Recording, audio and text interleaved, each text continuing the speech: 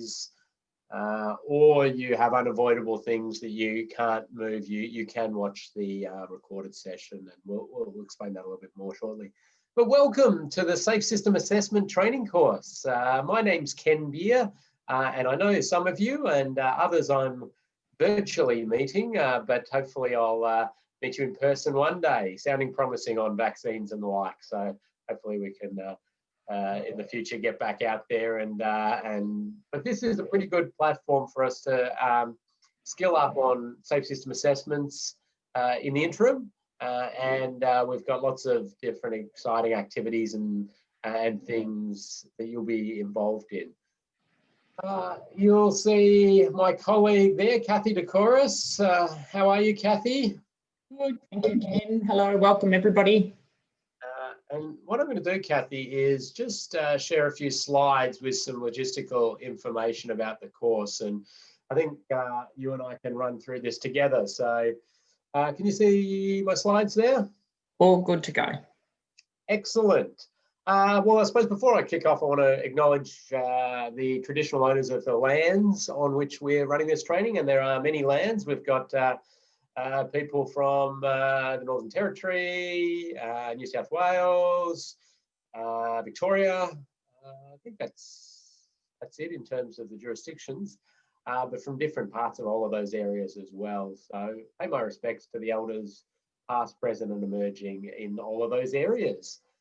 And yeah, we're going to just run through a little bit of the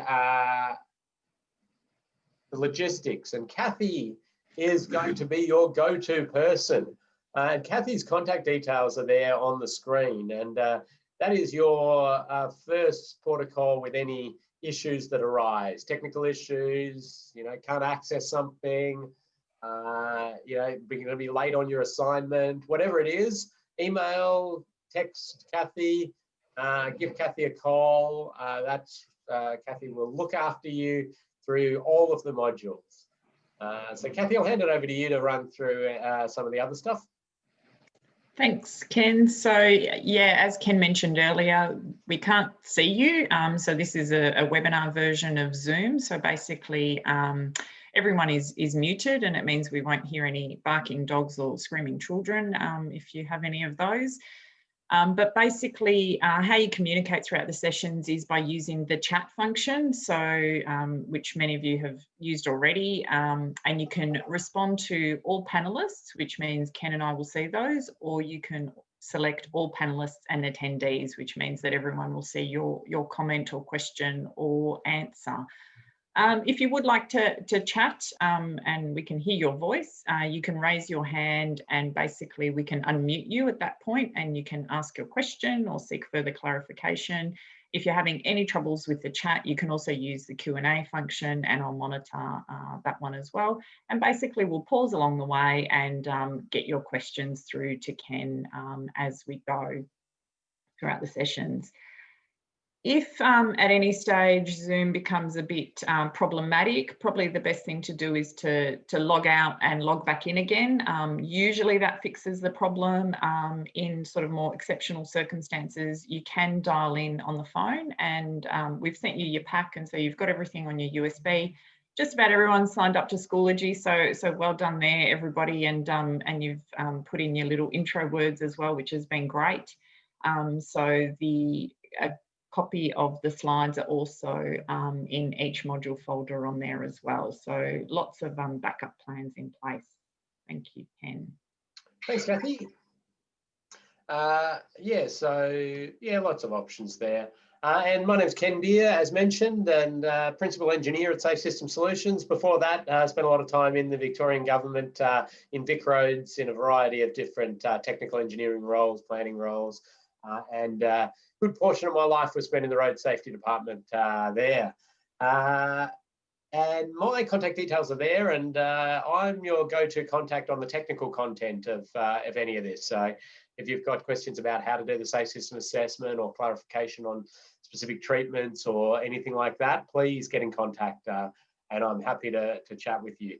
And that's really the theme of this course, is that we're here to support you through this. We certainly have a bar that we've set in terms of competency, and we need you to get over that bar, but we will help you every step of the way to ensure that that happens. So don't feel that just because we're not physically there in the same area that we're not able to support you. We certainly can do that through phone calls, through emails, through setting up Zoom chats one-on-one, FaceTime with you while you're out on site, whatever you need that'll help you through the course.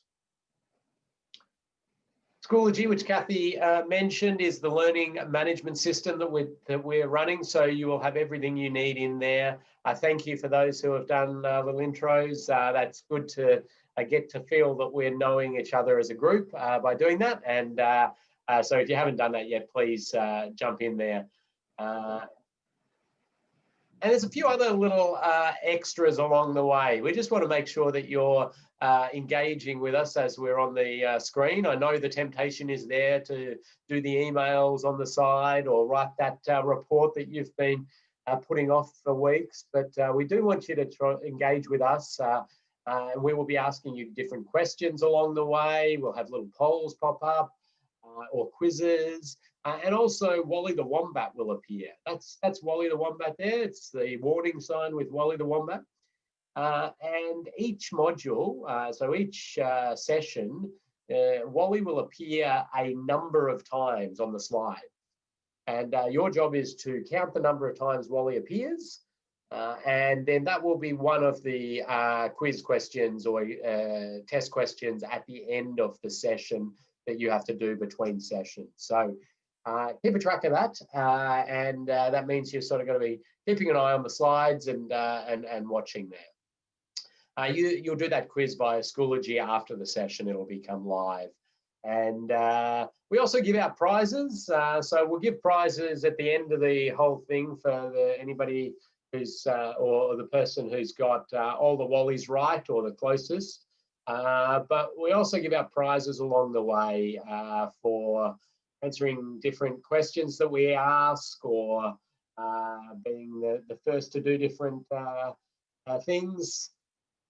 And the prize pit is behind Kathy there. You can see all sorts of prizes, and you're probably wondering how we get that prize to you in a virtual way. Well, at the end of the course, of course, you're going to get your certificate sent to you in the mail, and Kathy will also get a prize. What do you got there? Some socks. Lovely. Good prize. There you go. You could win socks. It could be anything. And Kathy puts those into the pack with your certificate and sends you a pack of all your prizes and your certificate. So lots of exciting things there. So make sure you're getting involved. Also, to encourage you to turn up to the sessions on time, if you actually log in a little bit early, 5 minutes early or so, we just run a bit of trivia, and more prizes are on offer during that trivia. It could be road safety trivia, it could be other trivia, but lots of ways for you to win a prize. So get in early for the sessions. Make sure you're there, ready to answer some questions, and keep an eye out for Wally as we go. And so yeah, just a reminder there, pop your stuff into the chat. I will answer those, but it may not be immediate because I really can only concentrate on one thing at a time. So I just concentrate on talking through some of the presentations, and Kathy monitors the chat and then feeds me different questions or comments at different points along the journey. And I'll be asking you questions, and you'll be responding via the chat function. But if you really want to talk, pop that hand up, and we'll go to unmute you. As I mentioned, we've got a sort of competency bar that you need to achieve in safe system assessments. And first things to make 4 of the 5 live webinars, and understanding that you may not be able to make one and you watch the pre-recorded. And if anything else arises within that, just contact Kathy and we'll talk that through with you. We need you to complete all the set tasks, and we need to get you to get an average 80% pass mark on all quizzes and assignments. And you do have multiple attempts at that, so certainly don't be overwhelmed by that. We will help you through and give you one-on-one coaching if you're struggling after your sort of first attempt or something like that. So lots of options to ensure that you build that knowledge in safe system assessment, which is pretty exciting. So we'll pause there and see if anybody's got any questions about the running of the course. You should have received a pack in the mail, but don't worry if you haven't received that yet. It's everything is in Schoology, and I'm going to run through everything on the slides anyway. So that's just there as a backup and a few little extra bits of information, and send you a memory stick which has got some other videos and documents and research reports and things like that, just to bolster your resources for safe system and safe system assessments.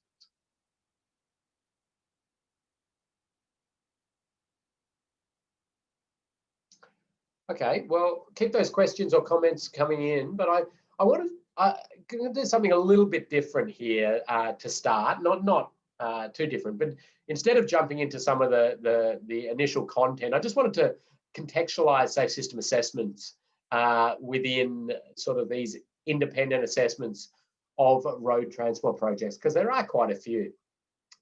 And actually, what I'll do is just type in to the chat function if you are a road safety auditor. I just want to just say, yes, I'm a road safety, or just yes or the like. So I'll get an indication there of how many of you are road safety auditors. Yep, okay, so we're getting some people raising their hand as well. That's okay. So I'm seeing a few auditors coming in. That's good. So some of you, yep, great. Okay, so we've got a few people who are road safety auditors in one form or another. That's excellent. So road safety audits are something that's been around for, well, in Australia for about 25 to 30 years, really. It's quite an established process for independent assessment of road transport projects, and very well proven to inject road safety into a transport project. Well evaluated and proven, and a wonderful thing. Design reviews are very much part of the process of assurance. So once a road design is done, or an initial draft of it, it's handed over to someone else to do an independent design review, and they review a whole lot of things. And there's some overlap between road safety audits and design reviews. Certainly a lot of road safety audits, there's a lot within road safety audits that aren't design checks with standards or anything like that. But there is some of that overlaps a little bit. Safe system assessments are sort of a different thing, but with a lot of overlapping elements. So a road safety audit and a safe system assessment definitely have very similar characteristics for part of it. And that makes sense. You're independently looking at a road transport project or existing bit of road and looking for safety deficiencies or things that could be improved to get better road safety outcomes. So of course they're going to overlap. It's just that a safe system assessment has these other characteristics and these other things associated with it, and different ways of looking at things and reporting things and quantifying things that aren't done in road safety audits. And there's a little bit of sort of design review stuff with a safe system assessment, but that's not really a huge part of it. Safety and design is another thing again, and there's little bits of overlap with all of these, but safety and design is its own beast as well. I mean, safety and design is really looking at can it be constructed, operated, and maintained and decommissioned safely. And there's a little bit of that thinking in the safe system assessment framework, and you probably do a little bit of that thinking in audit as well, and definitely design reviews. So we're seeing some overlap in all of these. And then there's DDA, or Disability Discrimination Act, or it's called different things in different jurisdictions, but trying to ensure that these facilities can be accessed and utilised by people with different abilities in terms of visual impairment or in wheelchairs or the like. So I would say a very tiny bit of that sort of stuff might slip into a safe system assessment. It's probably a little bit more in a road safety audit and bit in design reviews. So that I wanted to put up there as just initial context, because having a look at the participants that we've got in this session, I realised that a number of you have some pretty good background in some of these areas and have some pretty good knowledge there. So just sort of contextualising that to start with, I think is a good thing.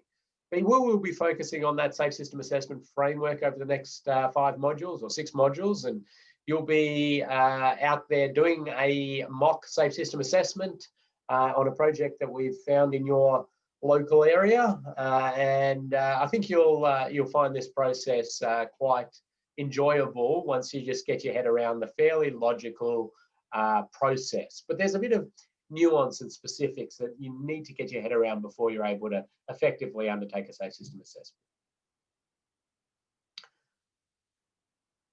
So jump in with any questions or comments as we go. Very happy to answer those, but we've got here our sort of module, and these are in your on your memory stick and in Schoology, so feel free to follow along that way, but I'll have them on screen. And what we're going to cover in this first module today is the principles or elements and the principles of the safe system, elements and pillars of the safe system. So some of you have heard that many, many times, and so I'm not going to spend a huge amount of time on it, but I may present it in a slightly different lens to what you have thought about it in the past, and also sort of integrating that back to safe system assessments. We'll start to talk about determining kinetic energy thresholds for key crash types, and we'll explain the difference between the traditional approaches to road safety and the safe system approach. We'll look at some best practice of behavioural change and vehicle safety interventions. And that's something that within a safe system assessment is something that you would look at. That's one of those things that sits outside of road safety audit, most of road safety auditing. So we look at what can be done in terms of behavioural change interventions, vehicle safety interventions. Is there anything we can encourage in those sorts of areas as well? Because it's a holistic system we're dealing with. And then we'll talk about speed and it's the fact that it's such a critical element of the safe system. Remember to look out for wallies. That first one we used on the example slide doesn't count. So I'm going to be nice to you here and say you are currently on 1 wally. I can see 1 wally there, so take a note of that. So different organisations have adopted the safe system. Here's Queensland's road safety policy, and it absolutely says safe system assessments are something that will be done. I could put up the other jurisdictions' strategies as well, but pretty much everybody is committing to the implementation of the safe system, and they're starting to put safe system assessments as one of the facilities or the tools that we have available to ensure we're doing our best in terms of alignment with safe system principles. So I just popped up the Queensland one there just to show you, but yeah, as I say, it's appearing in a lot of different documents. But this is one of the early diagrams of the safe system, and this was one that was developed in Victoria, utilised a little bit around Australia and New Zealand as well in the early sort of formation of this idea of the safe system, which had made its way from Europe to Australia, and then it was sort of imagined and recreated for the Australian context. So, Kathy, I think I'll give out a prize here for the first person who can guess the year that Australia formally adopted the safe system approach to road safety. So just type that into the chat as we go along, and you can have multiple guesses if you like, and the first one to get that year will win a prize. I'm going to keep moving along, but type your year guesses in. Have a few guesses if you want, that's fine. Kathy will monitor that closely. So that's one of the early diagrams, and there's a few interesting things about this diagram. And okay, let's have a look at it while those years keep flowing in. Human tolerance to physical force is at the center of the old safe system diagram. In fact, you'll discover it's still at the center of most safe system diagrams that are out there now. And then there are these three elements around it. We've got safer speed, safer vehicle, safer roads and roadsides, and then a circle around that. And that was actually the full safe system for a bit of time. And then there were some additional things added. So they put this alert and compliant road users overarching that. And a lot of us at the time felt that that was a fail. We had failed by doing that. And the reason we felt that that was a fail is because we know that humans are fallible. We make mistakes a lot of the time, and often we aren't alert and we aren't compliant. And yes, we would love people to always be alert and compliant, but the reality is we're dealing with humans and it's not going to happen. So we need to create this system that is resilient to the fact that we are human and mistakes will happen. And that really, in my mind, in these early diagrams back in the year that somebody's guessed, was a get out of jail clause for the system designers, for us, for those managing the road system, designing the road system, to say, well, they weren't alert. They should have seen that sign. They weren't compliant. They, were going over the speed limit or whatever it was. And it gave a sense of voiding responsibility. And that certainly, over the evolution of the safe system and its implementation, is something that we've strongly pushed back against. Now, don't get me wrong, we want to do everything we can to try to help people be alert and compliant, but we must recognize that that is not going to happen all the time on our road network. Well, at least while humans are in the mix of being in control of anything. But you'll see in that old diagram, there's bits that feed into this. And anyway, I'll keep moving on. Then we saw lots of different diagrams popping up in the sort of 2010s, and then continued on. Now I'm going to use this diagram. I just picked one of the jurisdictions. I could have picked any of the jurisdictions to choose. This one is commonly used in Queensland, but yeah, there's different ones out there. So human tolerance of crash impact is still at the center of the safe system. Work to prevent crashes that result in death or debilitating injury. So we've honed it in on those high-end severity crashes. We've still got these elements around there, and safer road users is just one of the elements of this system. So it's not that sort of overarching one that we saw before. And there are some principles which we'll come to, which also reinforce this humans making mistakes. And the center of that human tolerance to crash impact is reinforcing, I suppose, that fact that crashes will happen and we need to manage the energy within those crashes. The key principles we have, and remember this, these are the kind of things that would certainly pop up in a quiz or in a test at the end of a session. The key principles we have are, we have this aspiration of no death or serious injury. Now we know we're realistic. We know it's not going to happen tomorrow, and we know it's going to be quite a long time away before this happens. But that idea of trading off human life and health for transport is unacceptable under the safe system, which we've all signed up to in terms of all the jurisdictions. So we can't actively make these decisions to kill and seriously injure part of our community in order to get a little bit more efficiency out of the system or travel time. And you may say, well, that makes sense, but we do that. We do that very often in the transport space. And to get a little bit more capacity or a little bit more,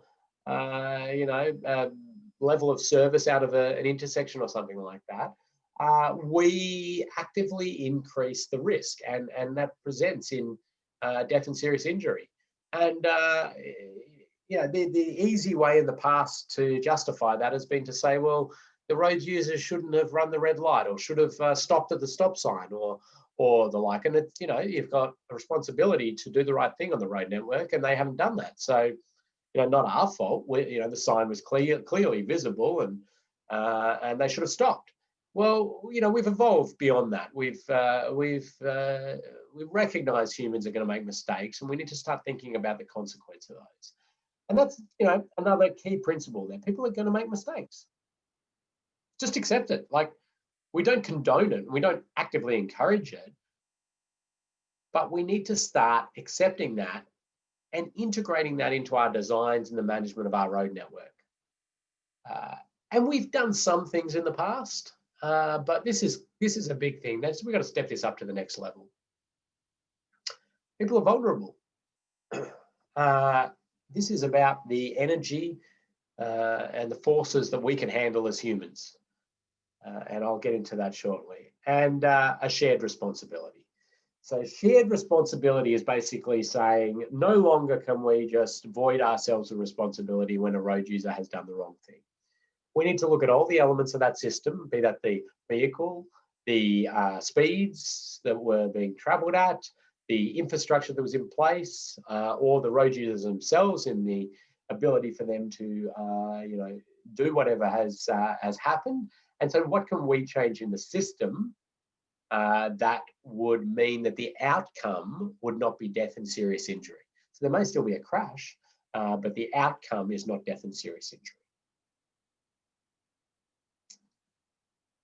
And I like to use an analogy here of a different industry, because we're so caught up in our roads, space, if that's what you spend your life working in, like I do, that it's sometimes hard to ever see a future where things are remarkably different, because the road network's been around for such a long time, and we're so used to it, and it's such an open system in terms of people accessing vehicles and driving around and walking around and riding their bikes around and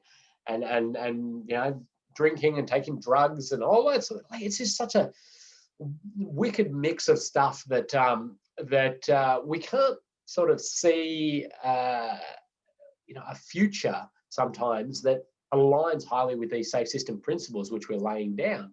But let's look at another industry, and I'm going to use factories as the industry, so manufacturing industry. And I'm aligning this with a safety culture, which is a fairly well-established sort of safety culture. Again, a lot of these things come out of Scandinavian countries, Sweden and the Netherlands and these other areas. And what we saw though back in the day, and say we were in Australia still, and back in the day, factories are starting to come online and mass production, and there was this fairly open system. I mean, yes, you sort of had to be an employee or have some association to be working in the factory, but it was fairly open, and there were lots of kids working there and people who were unskilled and hadn't had much training and the like. And don't get me wrong, the factory owners and managers and operators would say to the people, this is a dangerous area. These machines are pretty dangerous, and you need to look after your own safety. You need to protect yourself and act appropriately and watch out for these dangerous machines. And off you go.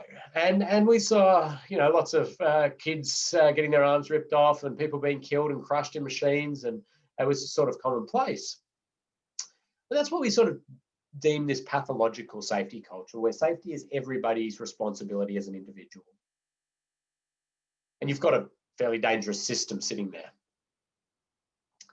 then it evolves a little bit. And there's this acknowledgement that the things need to be done to improve safety. And the natural way to do that is to wait for problems to happen and then address those problems as they arise.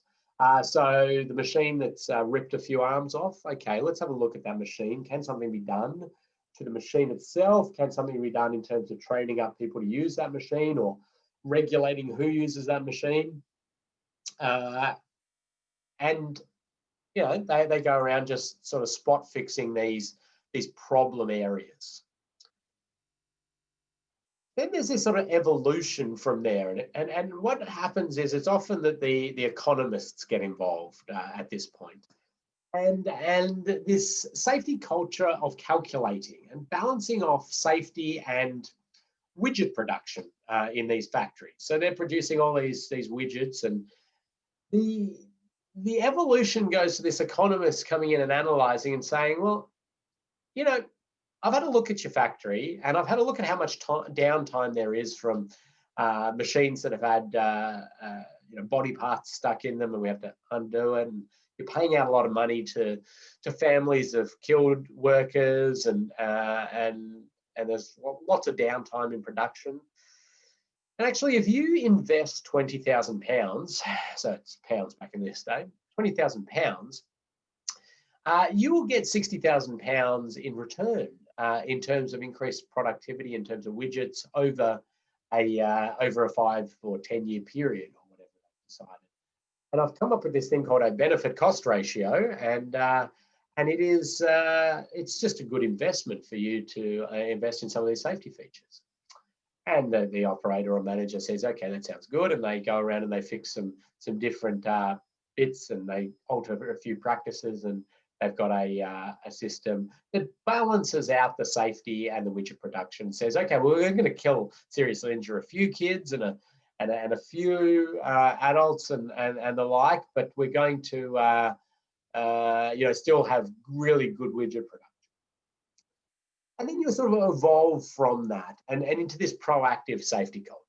And that's where widget production is set by a high level of safety. So you can produce as many widgets up to this very high level of safety as you possibly can, but you're not balancing out there widget production and safety.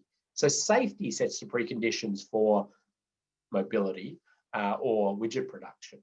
So obviously you're seeing this analogy into the road system, hopefully, as I'm talking. And then the last thing on here is to invest and continually maintain that high level of safety, that proactive safety, once you've got this culture in place, and you need to invest in maintaining it. So where do we sit within the road system in this? And that's, you know, it's a very complex question to ask there. But I certainly know that we still have a degree of pathological safety culture in our road network. We know that there's a huge amount of the road network where death and serious injury is very possible, and we simply tell people that you know, safety is their responsibility, and they must you know, act safely, and off you go, good luck. And we know that that's a sort of pathological way of approaching these things. We've got reactive stuff. We certainly have had black spot programs, and they continue, or we know, you know, we're just sort of treating things as they pop up. We've got calculating, and we've got better and better at that. And you know, there's a lot of BCR calculations done on investment in road safety. In terms of infrastructure, there's different ways of, you know, saying, well, you know, we need to move traffic through here, and we can calculate some of the value of moving traffic through in terms of increased economic productivity for the state or for the territory, and thus, you know, that needs to be balanced off against safety. And, you know, yeah, we need to kill and seriously injure some of our community in order to keep the economy moving.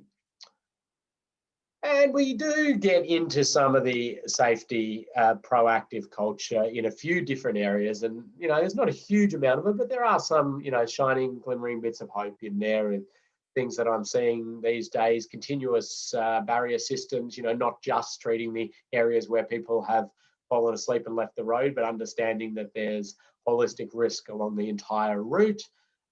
Things like school speed zones, I think, is a good example. I mean, I would like to start to see a bit more acknowledgement of a more appropriate speed for the tolerance of the human body, which I'll talk to you shortly about. But the idea that we didn't just wait and say, well, we'll put a school speed zone at only the schools where a kid has been seriously injured or killed. No, we proactively said it goes at all schools, and that is sort of a proactive safety culture, to say that there is a risk there, even though it hasn't presented itself with a death or a serious injury, and we should address that. So, we're sort of in amongst what all of these, or a bit of that maybe. I don't know. You can have a guess. But I think it's a neat analogy, and it gives us a little bit of hope that we can alter these systems and change the culture. It takes a lot of work and a huge amount of effort for many, many years. And we've done some wonderful things in road safety to bring us up this safety culture ladder. And we need to keep pushing the whole thing up. Safe system assessments are going to be just one tool in the many, many, many things that need to be done to improve our road safety outcomes. Okay, so what we're going to do now is just a little quiz, and what it should happen here is that it'll pop up onto your screen, hopefully. And one of the questions I've answered for you, one of them you will not have the answer for, and you're just going to have a guess. And you are not marked on these, okay? Don't worry.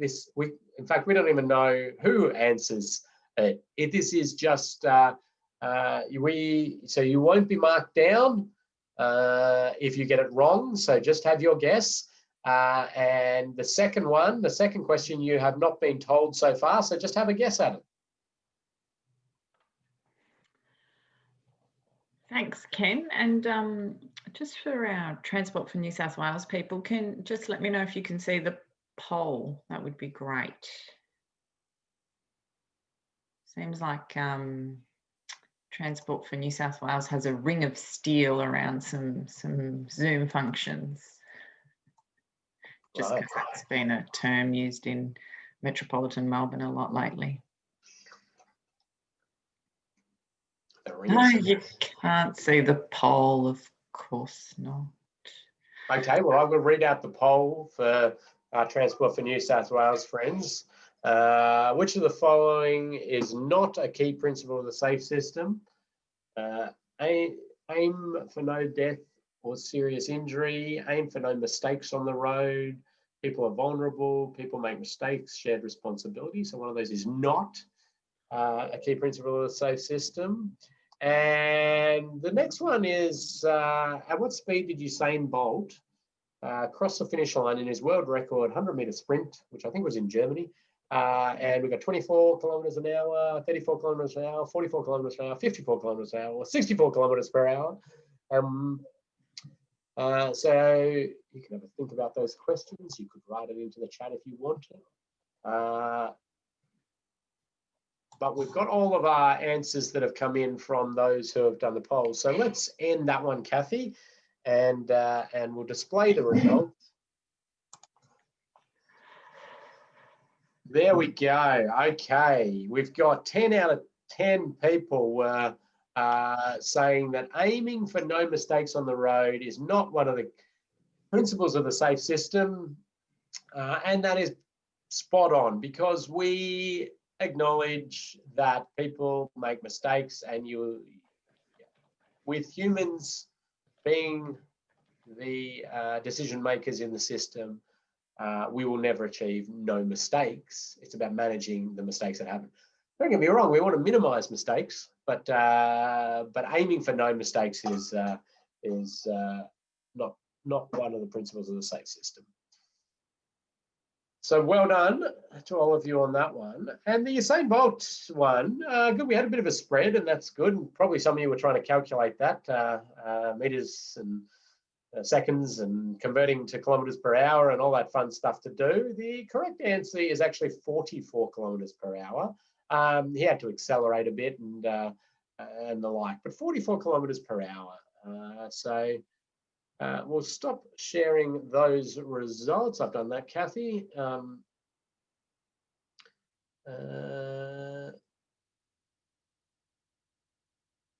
just jumping back there. So thanks for getting involved in that, and sorry to the New South Wales people who can't see that, but we've got some other options for you with future polls that you'll be able to still see. But hopefully you're still able to see the slides and. This is a diagram I'm sure a lot of you have already seen and you're quite familiar with, and it's showing the collision speed. So this is the speed that the vehicle strikes a pedestrian. This is pedestrian crash curve. And over on this axis, we've got fatality probability, the chance that the crash at that speed into the pedestrian with a passenger vehicle will result in death. And you see here that it sort of exponentially kicks up at this 30 kilometre per hour mark. That's a really key speed for pedestrian, actually all vulnerable road user crashes, so pedestrian, cyclists, motorcyclists, because we see a fairly similar curve there for all those road users. It exponentially kicks up after 30 kilometre per hour, and so we know that the death rate of crashes above that speed significantly increases.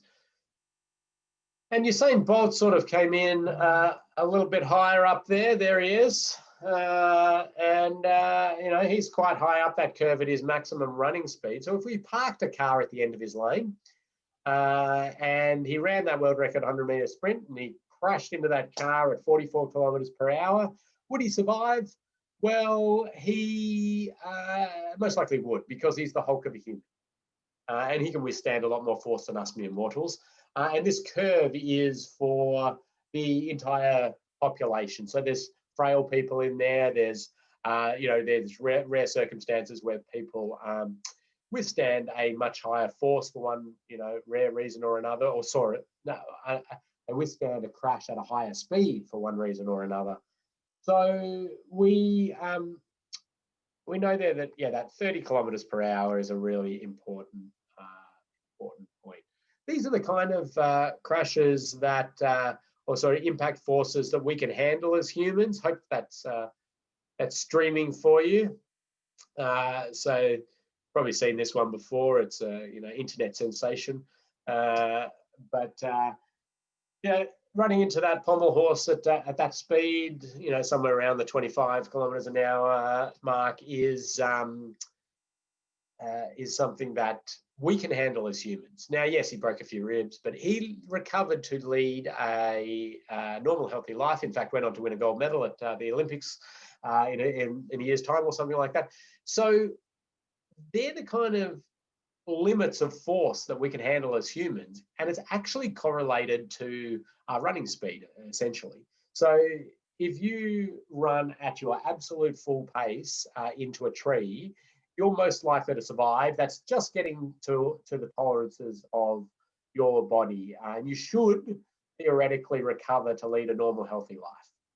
So that'll be assignment 1 for you to run as fast as you can into a tree.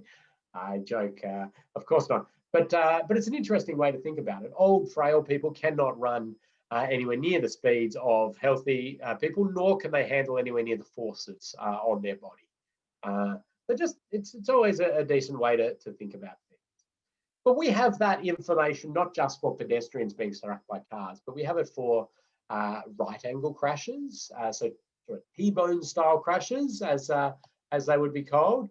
And the speed here, the collision speed, is the speed of the bullet vehicle. So we call the vehicle that does the striking in a crash, does the damage, the bullet vehicle. And we call the one that gets struck the target vehicle. And so this is bullet vehicle speed, collision speed. And over this side, still fatality probability. It'll be fatality for the driver side, or if struck, passenger side passenger.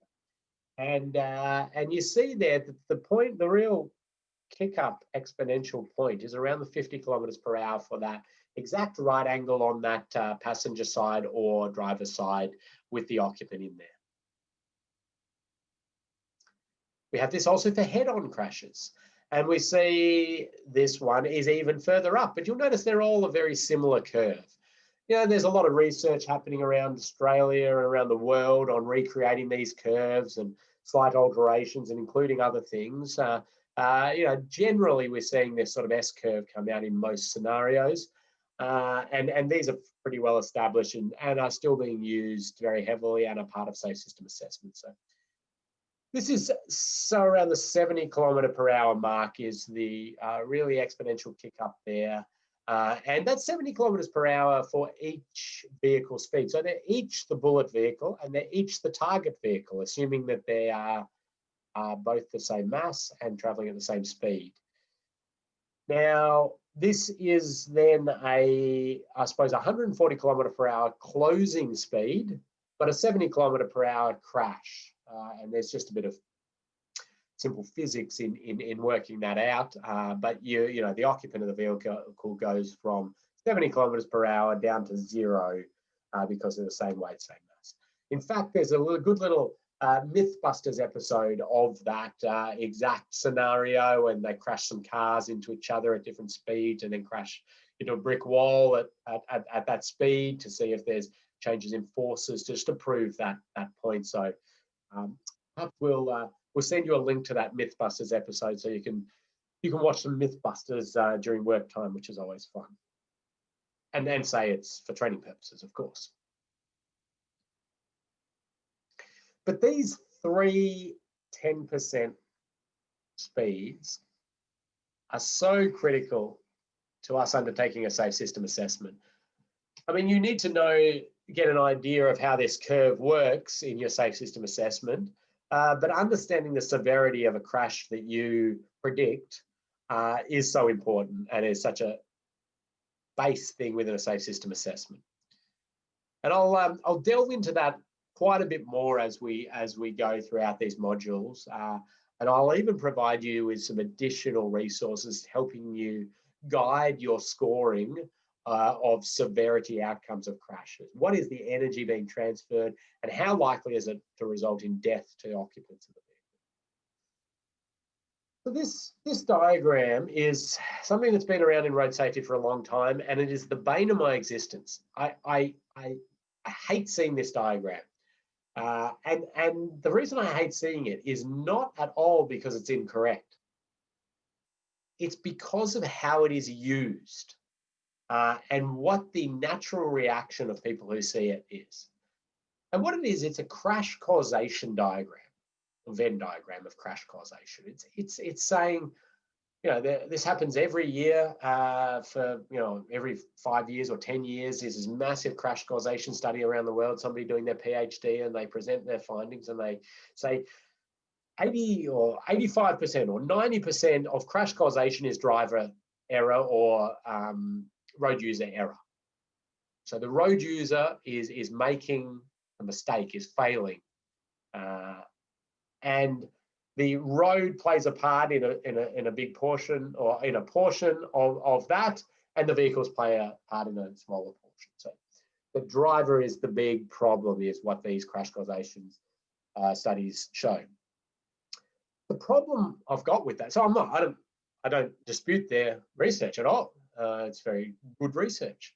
But the problem I have is that the natural reaction to that from us road safety practitioners or those managing a road system or the like is to blame the driver and say that we need to change the driver. We need more education. We need more training. We need more enforcement.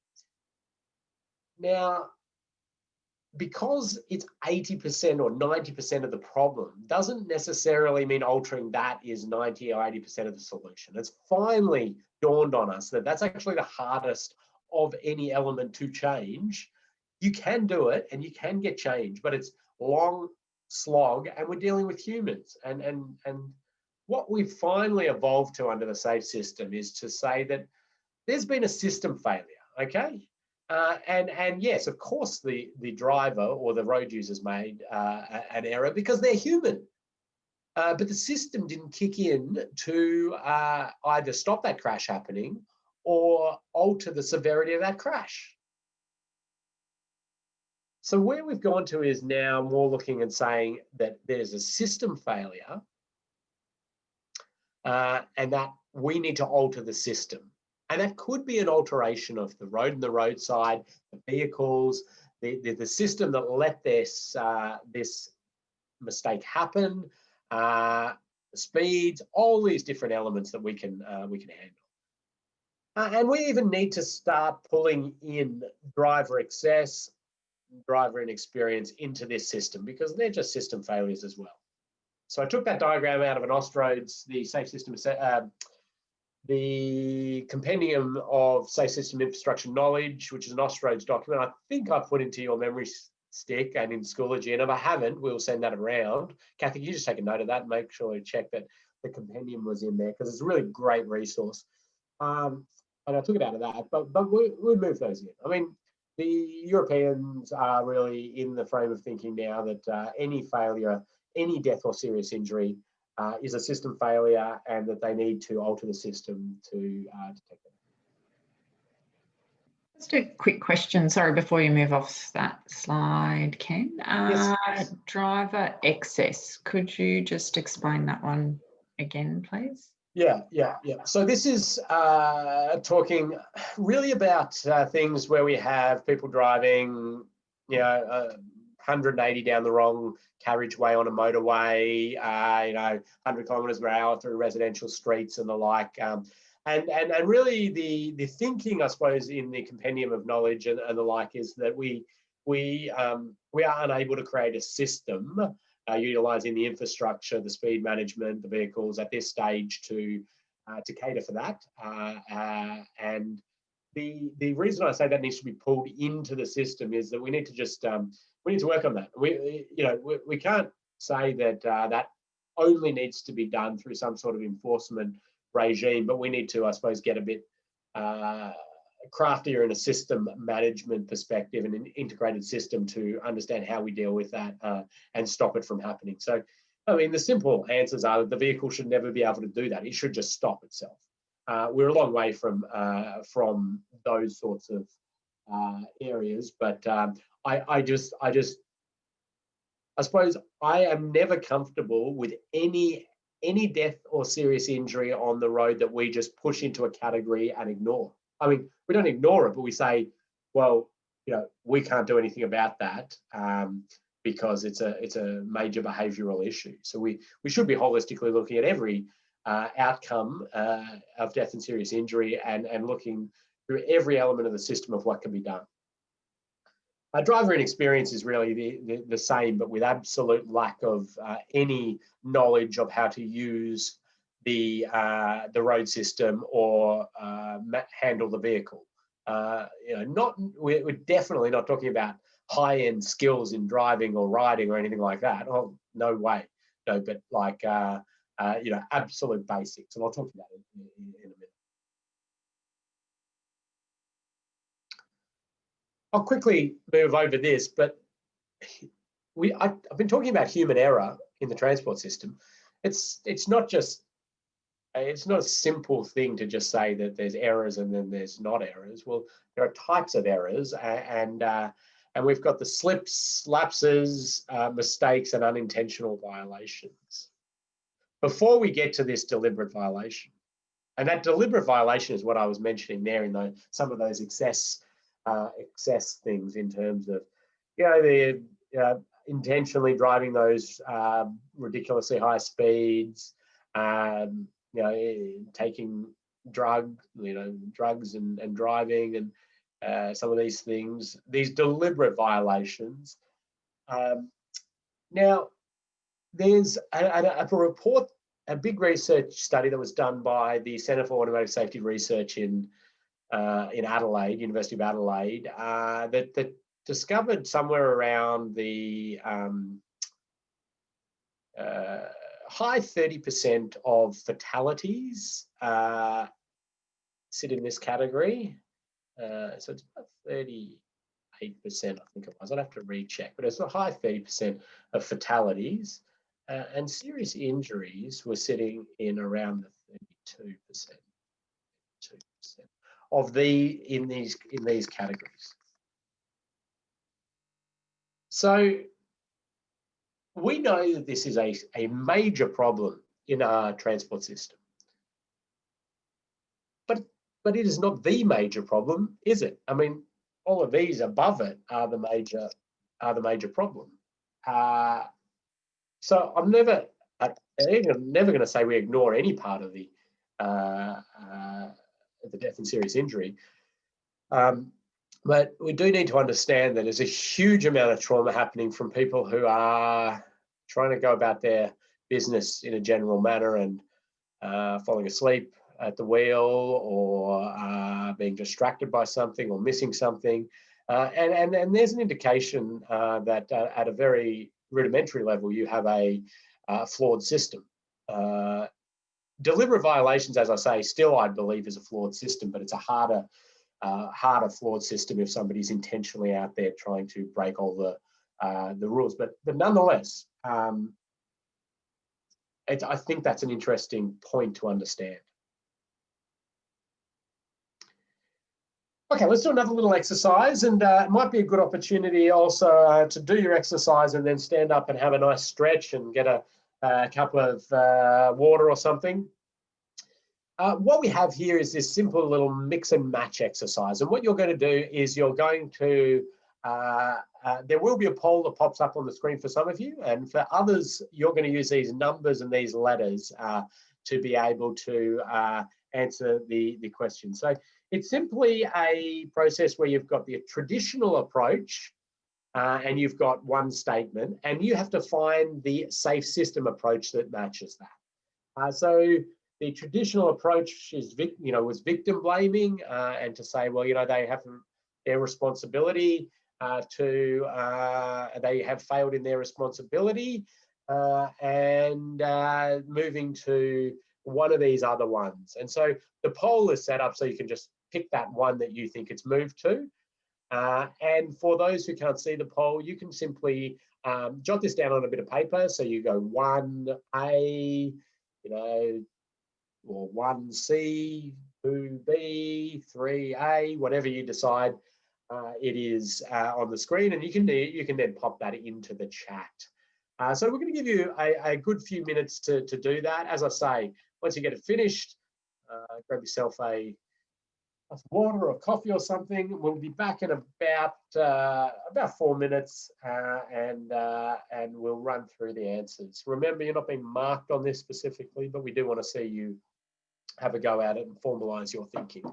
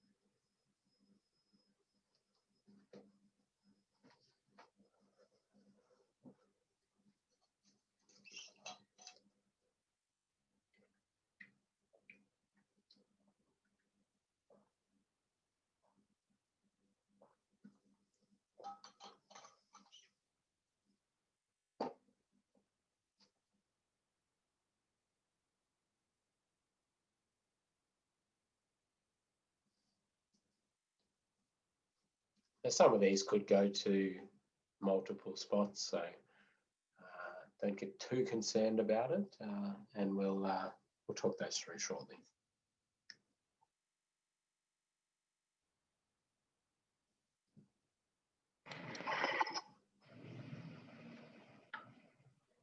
To anyone who can't see the poll, if you just jot into the Q&A your answers, so 1 and the adjoining letter, that'll be great.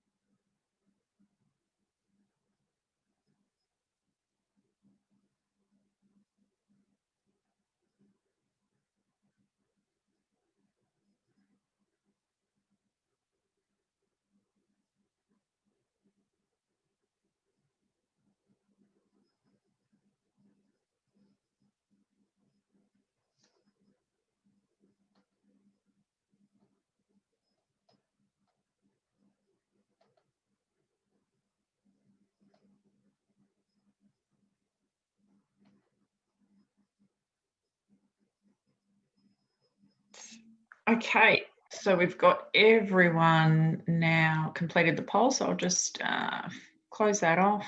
And you happy for me to share that now, Ken? Yeah, let's display it briefly and see. We've got sort of a mix there, but as I said, the people have focused on 2 of them, which is fine there, and we generally correlated in most of them. But as I said, there's a bit of people have all got that one, 4 pillars, and maximising safe mobility. I'm just going to stop sharing that. I've done that, Kathy. And I'm going to use this just to talk through them a little bit more, because now, yeah, the victim blaming could go to multiple ones of those, but we're really into that headspace of recognising human error, minimising its consequence, and that shared responsibility. It could have gone to some of those others, as a few of you did. Emphasising road user education and compliance. That effort to create a forgiving system is where we're going. Not ignoring at all the road user education and compliance. We're just recognising its limitations in that sense.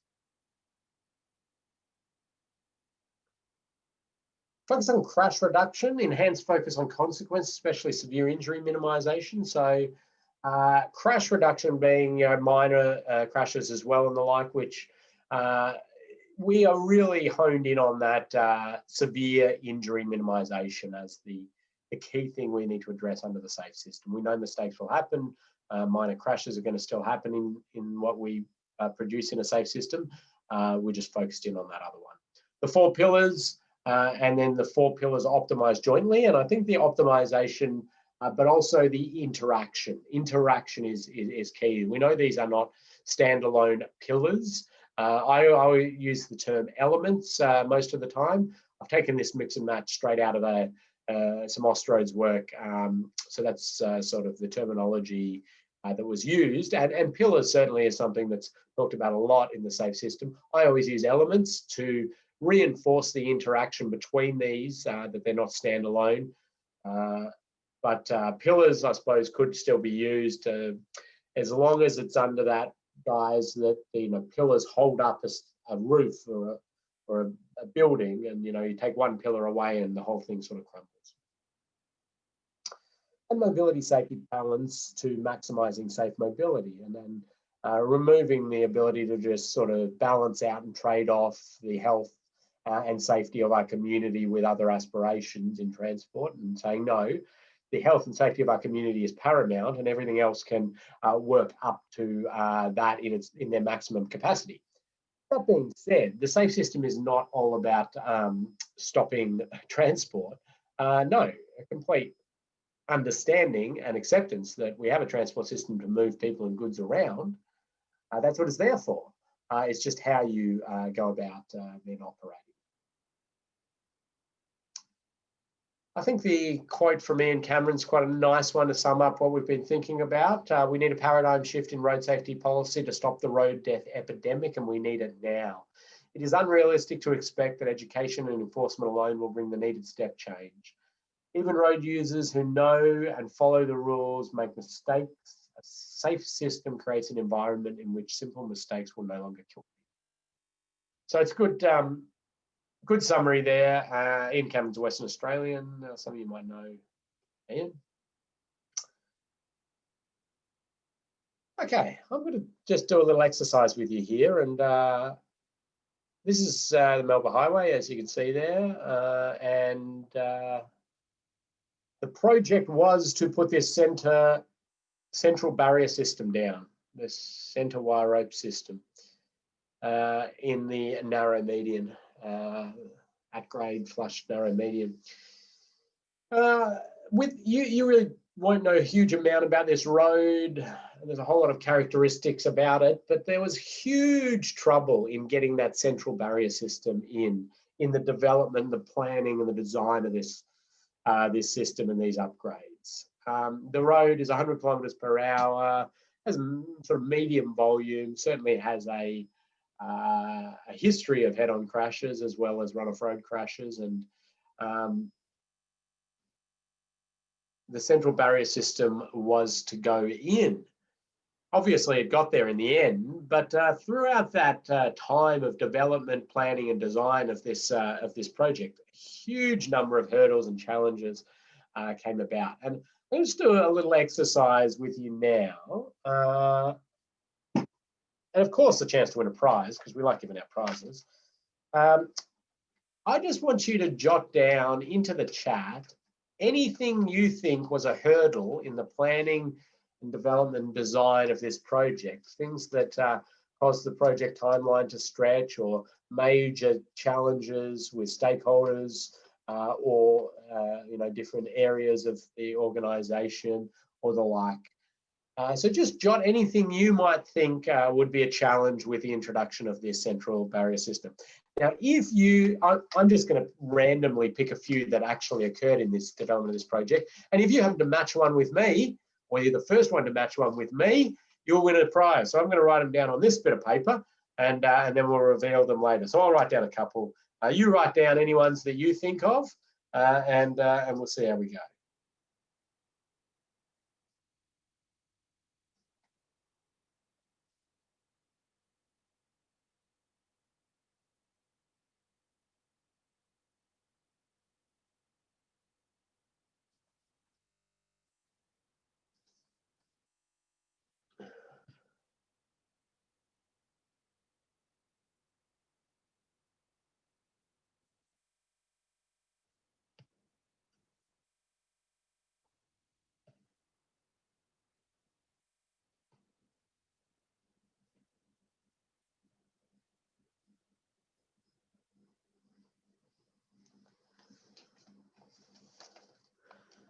Okay, I'm seeing some wonderful stuff coming in already.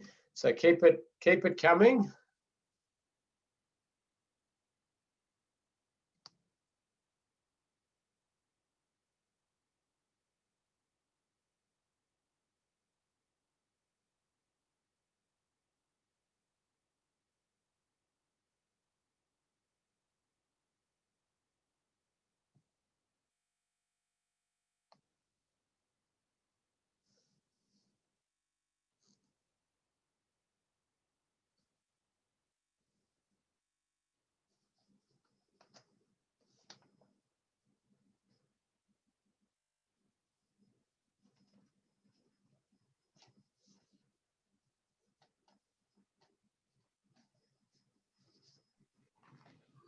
And I think everyone has responded. Oh wow, that's a new record. What a group! I know. I love it.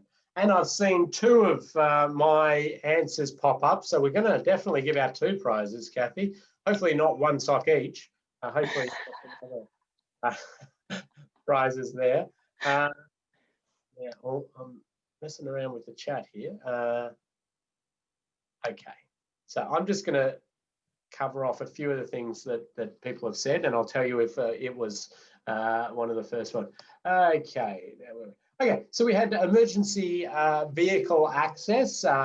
Certainly an issue that came up in that one and comes up in a lot of these sorts of jobs. How can emergency vehicles access other sides of the road if it's on fire or there's an incident? So that is definitely one that came up and caused a lot of trouble in this project. It wasn't on my list, not to say it wasn't one of the major issues. I'm not saying mine are the major ones, I just pick ones that I ran into. Acquiring road space to install the barrier, getting approval for the barrier type itself. I'm going to give a prize to that one because, well, I had deflection of the barrier system itself, and that's kind of integrated into that one. And I'm going to give it to another person who said that as well down the later on. But Dineth there, prize for that one. Traffic switch and maintaining traffic flow. How do you manage traffic through there during different times? Traffic management for construction of you know, how you go about doing that. Traffic management for closures again. Wire barrier clearance distance and anchorage design. Oh, okay. There, I'm going to go. There's a prize as well for similar stuff. But there was a third one, I think, that's had it exactly worded as I did. Sight lines, so that's, yeah, no, the barrier systems can block sight lines, absolutely. Travel lane width during the construction of existing side road hazards. The widening and environmental issues, potentially.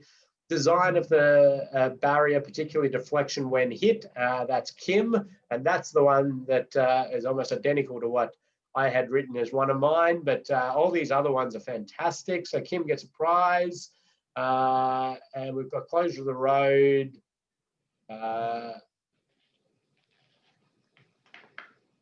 Insufficient barrier deflection zone. So we've got a few that have had this after Kim, so I'm going to draw the line there.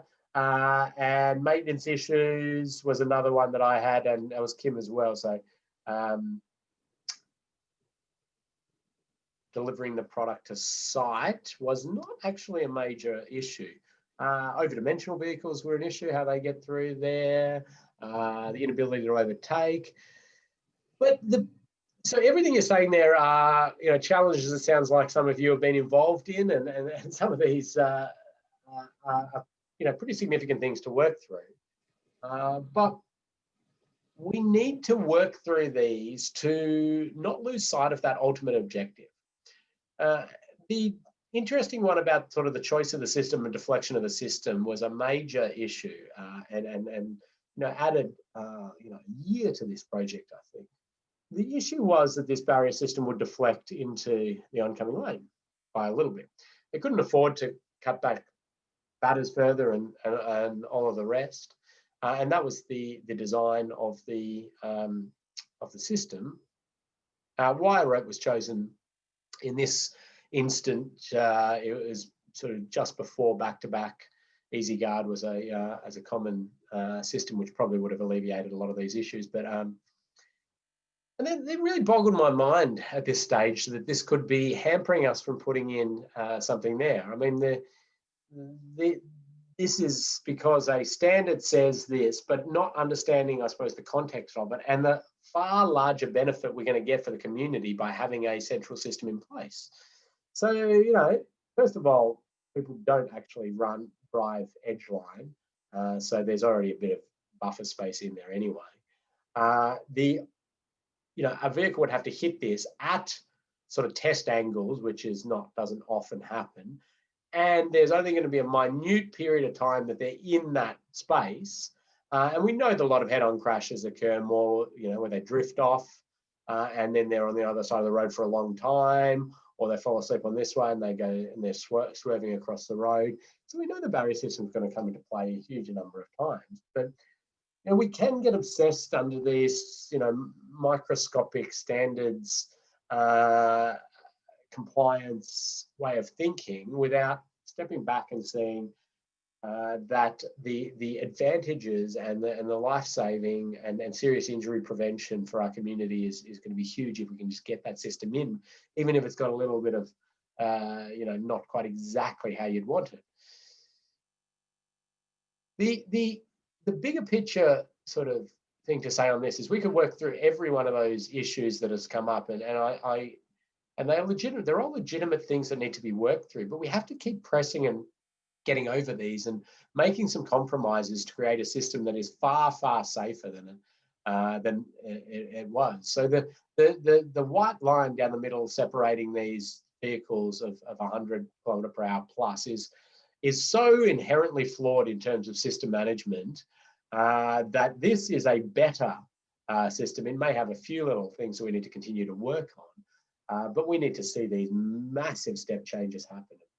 There's a lovely little video that I've put into your memory stick, and some of you will have seen it before. It got played a lot in Victoria, about a strike of this barrier system that occurred within a few months after installation. And of course it was going to get struck, and the maintenance crews actually were saying, well, you can't put this in, it's going to get hit all the time. Because it's going to get hit all the time. It's why it's being put in, to stop people going to the other side of the road. Yes, they're annoyed at the fact that it probably gets hit 9 times for every one that it actually stops a serious injury or fatality happening or the like. But that's the price you pay to protect the community, and we need to start accepting that sort of stuff. Don't get me wrong, I'm not belittling the fact that there's more resources required for that, and there's challenges associated with how you manage traffic around that, but we can work through all these sorts of things. And in fact, some of these maintenance crews that have been really against this sort of stuff, providing them with some resources and freedom to recreate their protocols for maintenance of the systems, and they just shine. They're brilliant in terms of knowing how to do things safely and what they would need and how they could alter their processes and systems. So empowering them to get involved in the design and of their alterations is wonderful. But they're just very against it for the fact that it has to change the way things have been done. But we are going to have to see a lot of change, but it's worth it. Watch that little video I popped in there, and you'll see sort of testimonial from the people who this barrier has saved in terms of their lives. So vehicles that have come directly at an opposing vehicle, and the barrier has just done its job and stopped that head-on happening, and people sort of realise the power of that. That barrier in that sense, and I love it. To me, it's just a wonderful example of safe system in action, because somebody fell asleep. They went onto the wrong side of the road, but they couldn't get there to cause a crash because the infrastructure played a part. Some of the system stepped in to stop that happening, and so we haven't stopped the mistake happening, because there will always be mistakes. But what we've done is manage that mistake so death and serious injury aren't the result. And yes, some panel beating and some maintenance activities of the system are what we have to do. That sort of aligns then with the Swiss cheese model, where we've got failure in one of the slices of the Swiss cheese, being a hole in the cheese. And in order for it to result in a crash, it has to find a hole in all of them. But if you can close off the holes in any one of these, you eliminate the crash. And so we look to introduce redundancy in the system through different elements of the system. Can I just jump in with a quick question? You may or may not have the answer, just about the Melbourne Highway example. Questions come through about clearance zone for heavy vehicles. Was it tested for heavy vehicles? It just looks a bit short in the picture, so I'm not sure if the angles are... By clearance zone, I mean sort of the deflection area. If I'm incorrect, type that in. I think you mean deflection, and certainly not. That's a test level 3. It's a test level 4 barrier systems. It's got the rings on it. So Absolutely not. I mean, like there's going to be large, much larger vehicles than that's ever been tested for that would breach that system. Yeah, absolutely. But it's sort of understanding, I suppose, that the overwhelming majority of our lane departure crashes are passenger vehicles. That's well within the test protocol for the passenger vehicle, and so that's the challenge there. I'm just checking, Kathy, was there any clarification on that? There was a yes. Yeah. So test level 4, which that was a 350 test level 4 crash test back in the day. So what was that? An 8-ton truck was the largest vehicle that was tested for that system. So obviously, much larger than that. But interestingly, the majority of lane departure crashes involving heavy vehicles are actually the passenger vehicle leaves their lane and it's the heavy vehicle rather than the heavy vehicle leaving their lane. But good point, good question, and obviously somebody with some technical barrier knowledge there. We've got about half an hour to go, and what I want to do is briefly touch on safe road users and vehicles, and just set a platform on safer speeds.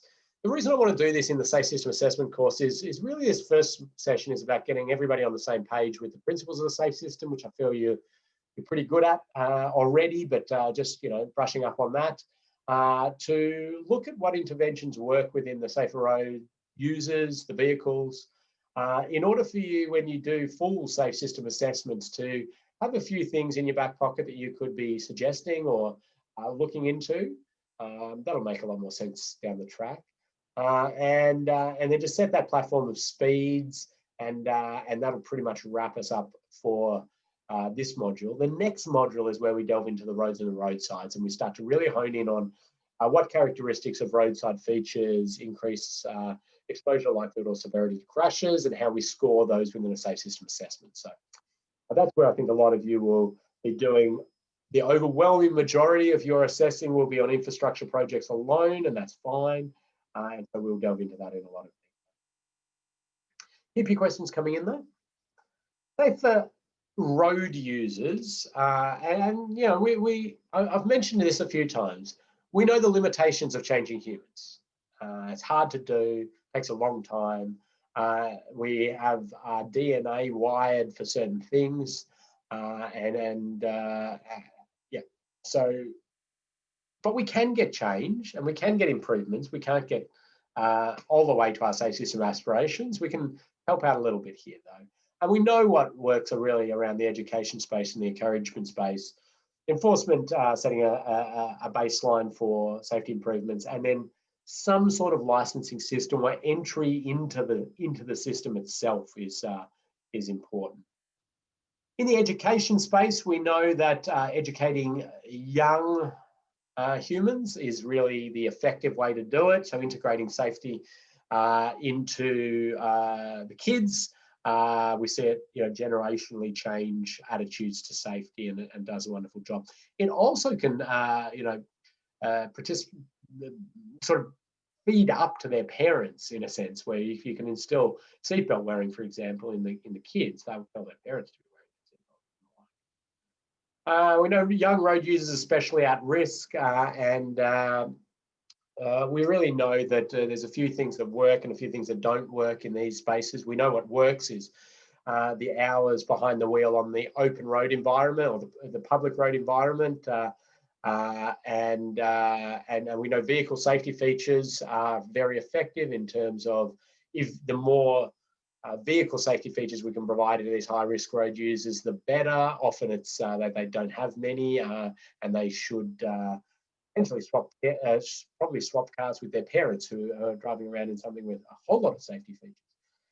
We know that things don't work like advanced driver training. Anything high speed, getting out of skids actually increases risk. The drivers are more confident, they take more risks, and they are more likely to be killed or seriously injured. Very comprehensively studied around the world. Anything that involves high speed steering, braking or the like is not a good thing for road safety. The other thing in the education space we've come to understand is that talking to an individual about their risk is fairly ineffective in terms of individuals' risk. But talking to them about others and their risk is far more effective. And I like this little diagram thing that the TAC in Victoria came up with, which was to try to combat, texting and driving. And it's saying, basically, if you text and drive, your kids are going to text and drive. So it's very sort of crafty to not say to the driver, you text and drive and you'll be killed, and show graphic images of people being killed while they're texting and driving. It's big, and the reason that doesn't work is that most people just go, oh, not me. Nobody else. I do it when it's safe, and I've been doing it for years, and it hasn't resulted in a crash. So I'm good at this, and that's for other people. But if you can correlate it back to something they care about, like their kid, and that they go, oh, I can't trust the kid to text and drive. I better better set that good example. It's a far more effective method to change that. And the reality is that what we're talking about is a minute individual risk. The risk of that individual texting and driving and resulting in death or serious injury is so tiny, right? But what we're dealing with is the collective, the addition of all of the drivers who are texting and driving, and that comes at a society level to a significant risk. So to tell the driver that's a very risky activity is just not true at their individual level. So we need to talk that language that they can absorb and take on. And it just correlates beautifully with speed limits. I mean, there's this degree of insanity talking to an individual about a speed limit reduction you're proposing and trying to claim it's there for their safety as an individual. I mean, they'll call you out on that every time. They're like, oh, mate, I've been driving this road for 40 years, never had an incident. It's safe as anything. It's just people can't drive it or something like, I'll always shift it off to someone else or the like. And in reality, there's minuscule risk at 100 kilometers per hour for that individual, and there's minuscule risk at 80 kilometers per hour for that individual. Just a little bit more minuscule. The thing is, we're setting that speed zone for the collective of all those people who drive the road all the time, every day of the year, all the time. And we're talking a different language then when you talk about that. So you need to attack different parts of their emotiveness and understanding why they're doing that. And looking to other industries is pretty good for that, recycling and those sorts of things. It doesn't make a stuff all difference whether you recycle or not. But if everybody's doing it, then we're onto something. What works? Whole school approach is very effective. Education combined with other partner activities, be that enforcement or infrastructure, and everything sort of working together. Support for community education. There is a big swell in the community of support for road safety, and we need to harness that and make sure they're investing their hard-earned money and time in things that we know work, from research and evidence. The biggest challenge we have is that everybody thinks they're an expert in road safety, and it's all based on individual opinion and their own experiences. So we see ridiculous things like people, have done an advanced driver training course and say that's the reason why I haven't been killed or seriously injured, and they firmly believe it. And you go, well, that's a study sample of one person, and that's idiotic to do that. I mean, you obviously would never say that to them, but you need to base this on comprehensive research and evidence, not your own particular experience. So helping them through that. I mean, advanced driver training is the classic.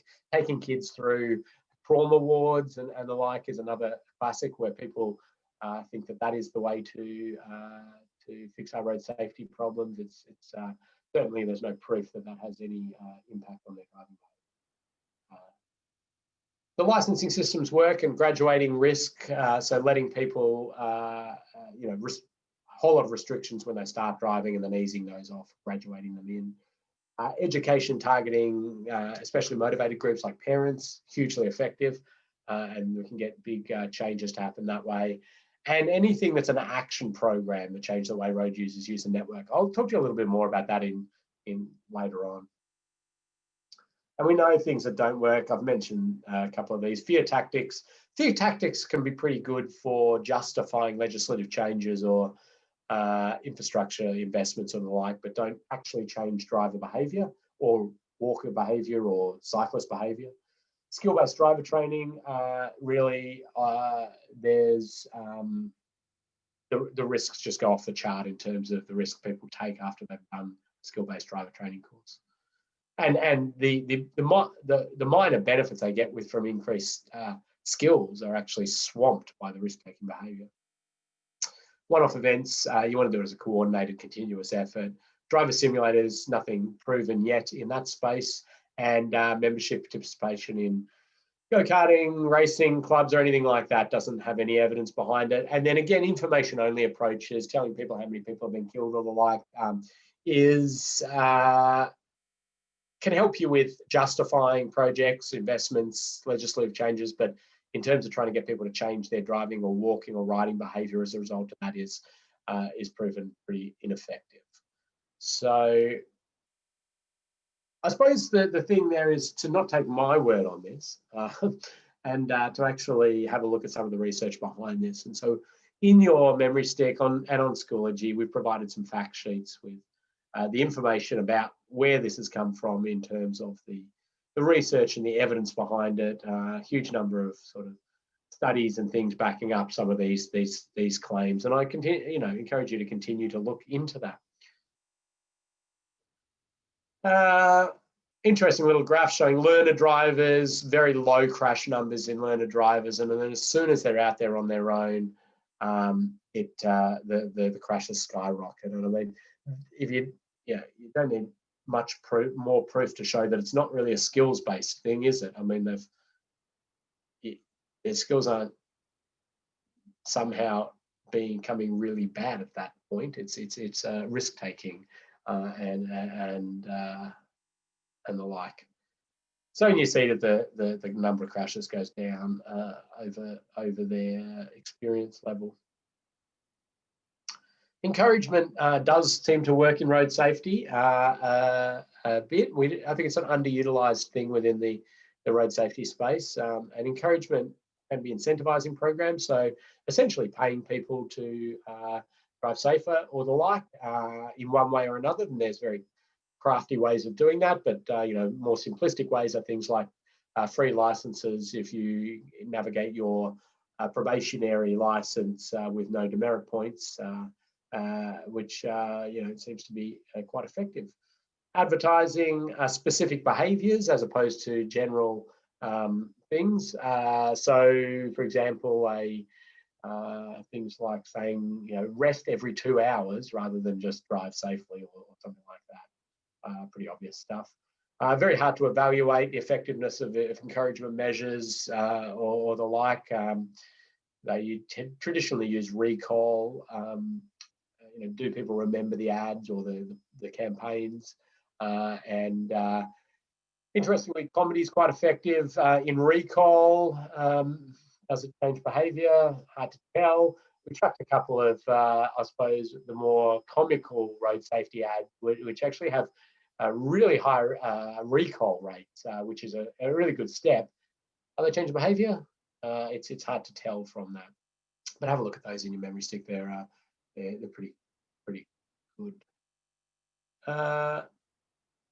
And then you'll see these days that we've evolved from the shock and awe campaigns in road safety, trying to scare people, to more sort of trying to give that safe system approach to the messaging and say things like, other people make mistakes, slow down. So again, not targeting and saying you make mistakes, but pushing it to others.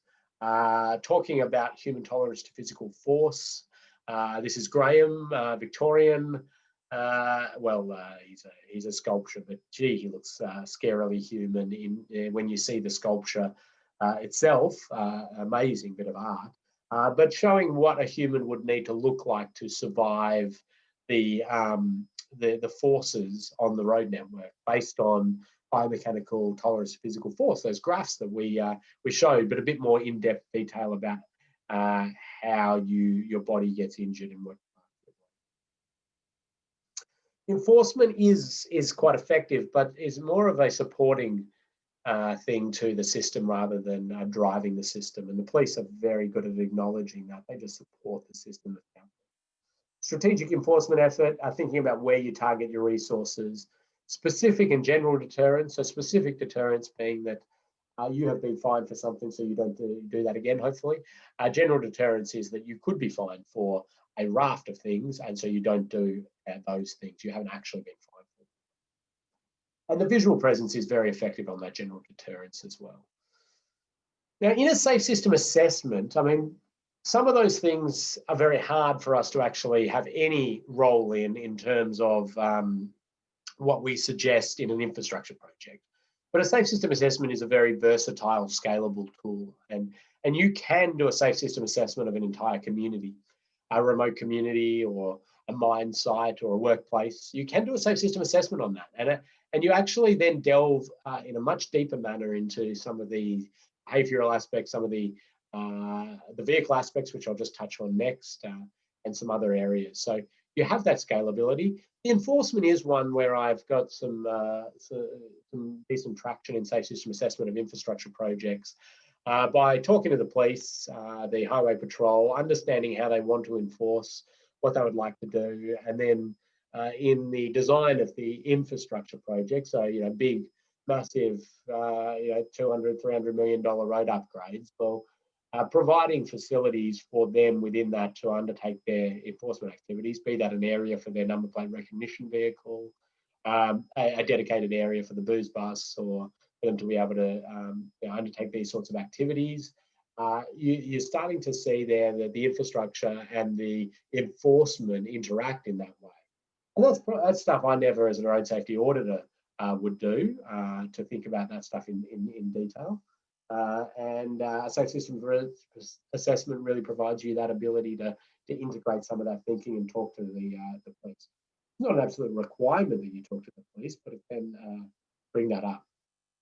You also think about things like automated enforcement in terms of red light cameras, speed cameras, point-to-point speed cameras, other facilities, and can they be integrated into these projects? We know they're effective. Or can the facilities be put there for that to be easily integrated into the future, the conduits and those sorts of things?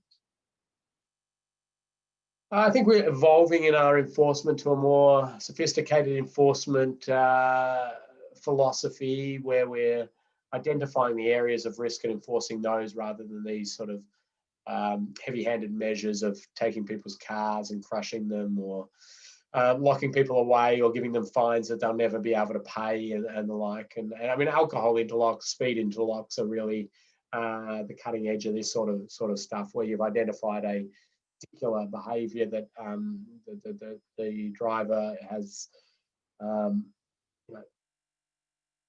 can't stop themselves during driving, and instead of spiraling their life further out of control, it just controls that particular aspect. If you give them ridiculous fines, they'll just never pay it for a lot of the community that are getting these. And if you take their car off them or their license, they can't get to their job, they can't get kids, and it's a continual spiral of their life. So they're a bit more enhanced, and the technology's there. Technology is not the limiting factor. I mean, the privacy lawyers are the limiting factor in most of this. This is like 12, 13 years ago or something in my Vic Rates car driving along, and the device is telling me what speed zone I'm in and beeping at me if I'm going over the speed limit and the like, and that's and it's monitored centrally, so it's all it's been around for a long time. So some key summary points in there. I'm not going to read through those. I think you're sort of picking this up. and it's giving you a good indication of some of the features. You can have a look at that later if you want to get the summary. So for vehicles, we know that vehicles are going to be the answer in the end. How long away that is actually quite a long way away before we see ourselves put out of a job in the road safety space. Unfortunately, I'd like it to be in the next few years, but it's a long time away. But we will see continual elevation of safety features in vehicles, and encouraging it through ANCAP and through other features and design rules and the like is really important. But there's very big limitations on the safety features at this stage. So here's the side impact crash test well, this is actually an old crash test. This, to get 5 stars for a side impact pole test, the vehicle's crashed into the pole at a certain speed, and the dummy has to get less than a level 3 serious injury, which is level 3 is basically acquired brain injury, and you're holding that for life pretty much. So less than that, they're not necessarily killed. But what speed do you think you need to do that at to get 5 stars? Jot that into the chat. I'll take either the old test or the new test, because they're off by a few kilometers per hour. But first one to pop that in, or the closest answer in terms of kilometers per hour, side impact pole test for 5 stars under ANCAP will win a prize to keep us going. Kathy, I hope you know the answer to that one. I think you do know the answer. The new test is 3 kilometers an hour higher than the old test. We do know that, we are also seeing a lot of features now protecting other road users. So vehicle features, pop-up bonnets, airbags over the bonnet and the like to stop the trauma to pedestrian cyclists that are being struck by vehicles. So it's pretty exciting. But when will we get to these vehicles of the future with no steering wheels and you sit back and read the paper or go to sleep and it drops you at your destination? We're seeing the early emergence of this sort of stuff with little shuttles and pods ticking around the place, but sort of autopilot on a couple of vehicles on freeways and the like. We know that it's a long way off in terms of getting the technology right, so it could happen across the entire network. We know that even once you've got the technology right, that we're up for about sort of 14 years to get the majority of the fleet to roll over, and then there's disparity on the ones that are left and how vehicles interact with those. And it's a fascinating space, and some of you no doubt will be playing with this in a huge way in your career. And certainly what we're seeing in safe system assessments is there is this general questions around the safety features of the road being built or designed and its interaction with the vehicles of the future. And there's not a lot of clarity around that at this stage, but it's something that we'll continue to be working on. We've been doing some work in the roads that cars can read assessment space, which is trying to understand what this type of vehicle is looking for in the features of the road, and then trying to ensure that the design caters for that, be that through the telecommunication, the fail-safe mechanisms, the design of signs or line marking that it might want to follow as a backup, and all that sort of stuff. But there's not a huge amount of information out there. But in a safe system assessment, you'll sort of ask this generic question about that, and you're, a lot of the responses are, I can't see anything in the design that I would understand could have an impact on that. But sometimes it might be. Now, I would predict as we play out the years, we will see that take a bigger and bigger part of a safe system assessment.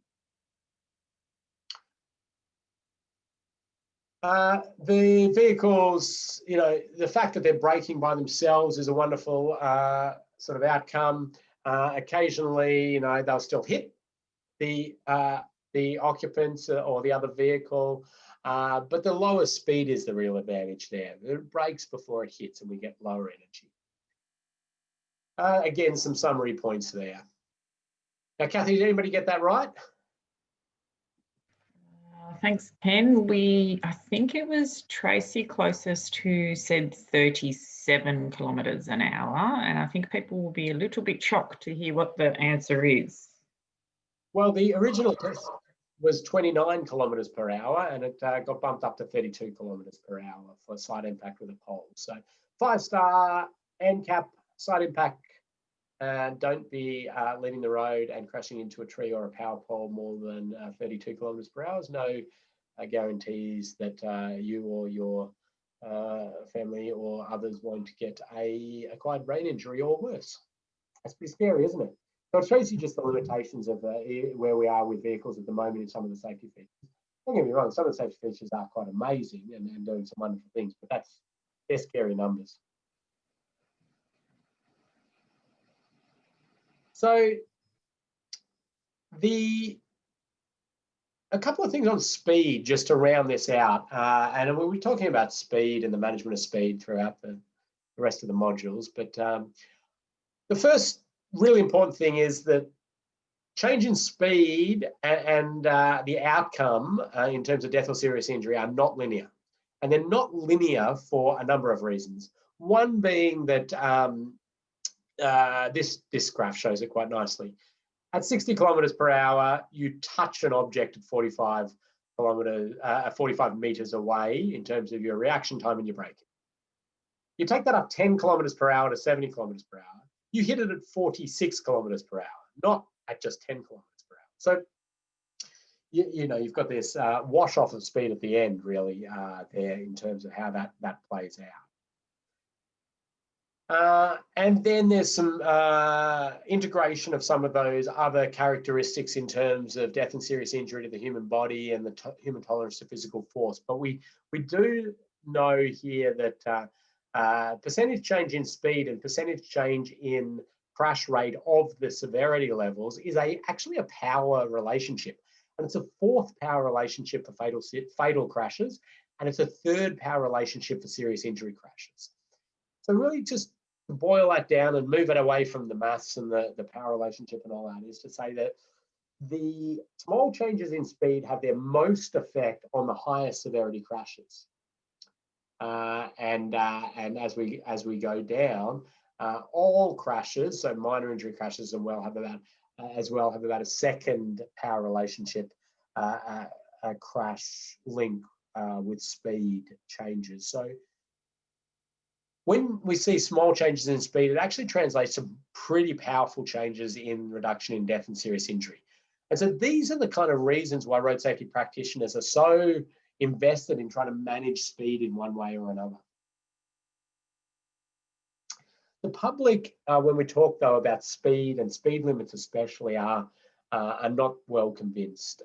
And this is just some community attitudes to speed limit data, and I've got a few reports on community attitude to speed limits. Particularly, it's a bit of an area of interest. So there's sort of half the community saying, "No, we don't believe that lowering the current speed limit would reduce crashes."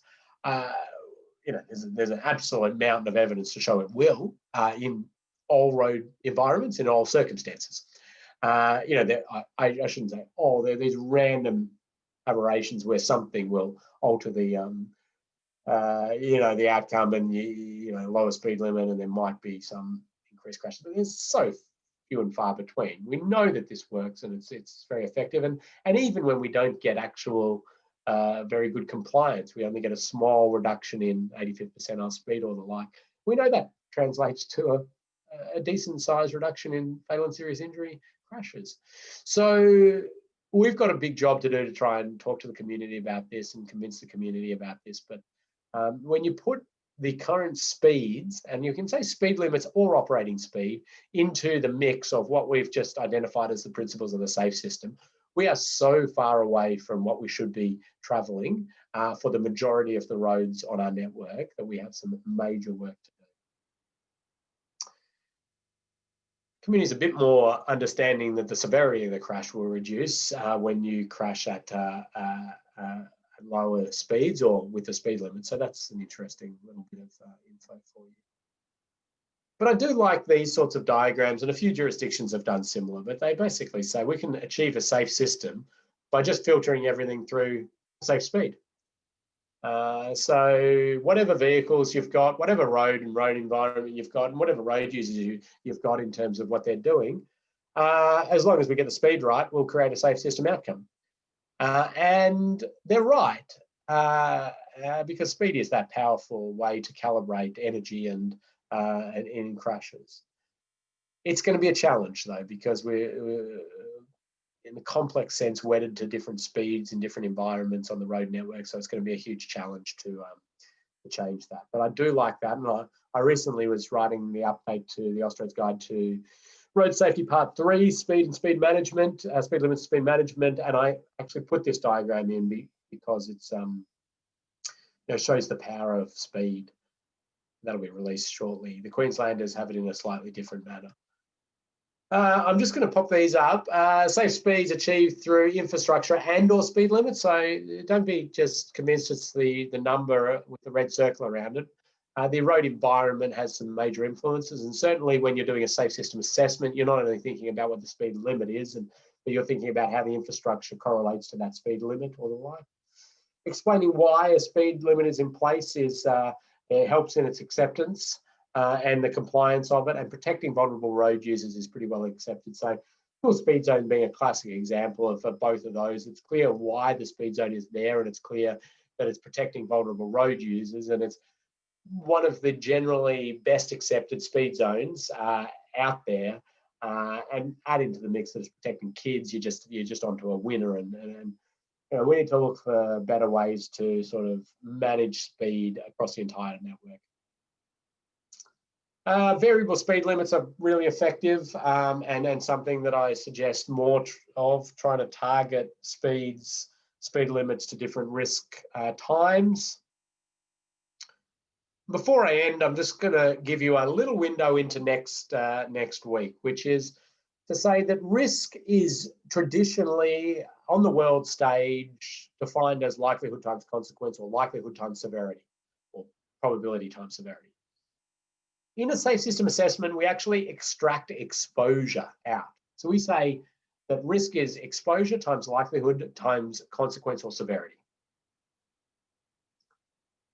And then when you look at that in the road environment, we see that things we can do to the road environment, the infrastructure, that alter the exposure to crashes are things like blocking off intersections, or in this case, a railway level crossing. So there's a sort of road closed, mound of dirt sign there. And so nobody's exposed to the crash at that level crossing anymore, because then they're not accessing that.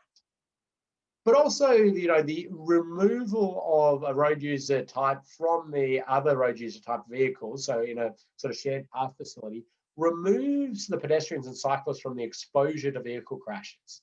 So they're sort of exposure characteristics. The likelihood are a lot of the things we've traditionally done in road safety. So signs, lines, sealed shoulders, skid resistance improvements. These are all altering the likelihood of the crash. The chance that the crash is going to happen. The wide center lines, a great example of something that's quite effective in reducing the likelihood of crashes. It's not going to do anything for the severity of the crash though, or the exposure to the crash. Traffic signals, again, a classic likelihood influencer. Yes, we know that traffic signals certainly reduce the likelihood of crashes. They do nothing for the severity of crashes though, or the exposure to crashes. And that's a common mistake in a safe system assessment, that people will see traffic signals as something that somehow influences the exposure to crashes. Absolutely not. The only way it would influence exposure to crashes is if every human stopped at every single red light. And we know that that's not the case. We know that people run the red light occasionally for one reason or another. And so there's still the exposure to crashes at the same level. It's the likelihood that's gone down.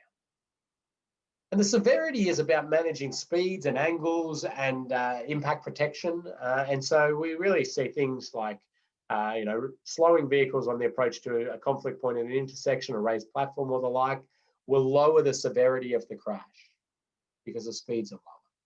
Something like a barrier, which dissipates energy over time rather than an instantaneous stop, into a tree or a culvert or the like, is a severity influencer. So if you put road safety barriers out there, the likelihood of crashes actually goes up because you put more things out there to crash into. However, the severity goes down very significantly because they actually are designed to manage that energy. So what we're going to do in the next module is really take all of this and go into depth about exposure, likelihood, and severity. And we need to get you really clear in your mind about what factors influence severity, what factors influence likelihood, what factors influence exposure, because when you come to do a safe system assessment, that is your job, is to categorize features into these elements and then quantify those with some scores and then do some other stuff. But that's the meat of a safe system assessment. And I guarantee by the end of these modules that we're going to do, you are going to be sick of me saying exposure, likelihood, severity, because I'm going to say it so often to you. And I'm going to keep asking you the question is, does that influence exposure, likelihood, or severity, or a combination? So, Kathy, I'm going to pause there and see if anybody's got any questions as we sum things up. We're timing this one absolutely beautifully. Well done, Ken. Good job. We had a question which I have diverted because it is about telling the difference between exposure and likelihood. So, and you just finished up saying how everyone's going to get sick of hearing about that from you. So what we have is the quiz, as you mentioned, in Schoology. So if you jump on to Module 1 folder and you can do the quiz, and I'll also put the recording up of this session in the next couple of hours. That'll be available in the Module 1 folder as well. If you have any questions, you've got about 30 seconds left to ask those now.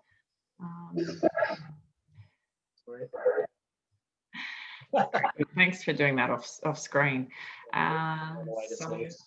Yeah, good one. Otherwise, thank you, everybody.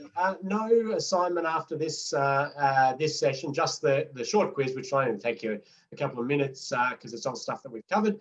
And we'll see you for the next module, which will really help clarify anybody there who asked about likelihood, exposure, severity. That's pretty much the whole session's honing in on the infrastructure and which of those elements that it impacts and how much it impacts those and how we would go about quantifying any of that. So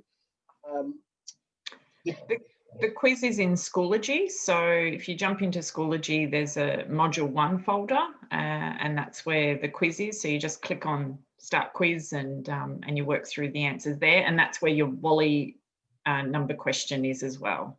So you pop in your number of Wallies in there as well. Any dramas, just shoot through an email. Yeah, so we will send out an email because there was a couple of attachments, I think. I'll send the Mythbusters video, and the compendium is in the resources folder already. Yeah, good one. And just earlier, so the prizes for when was Safe System adopted in Australia was 2004, is that right, Ken? Correct.